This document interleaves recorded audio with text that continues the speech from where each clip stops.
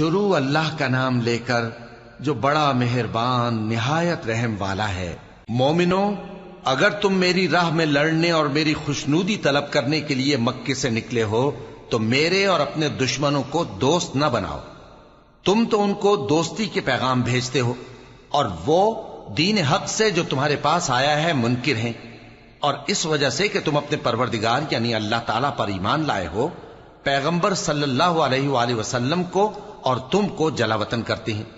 تم ان کی طرف پوشیدہ پوشیدہ دوستی کے پیغام بھیجتے ہو، اور جو کچھ تم مخفی طور پر اور جو علل اعلان کرتے ہو وہ مجھے معلوم ہے،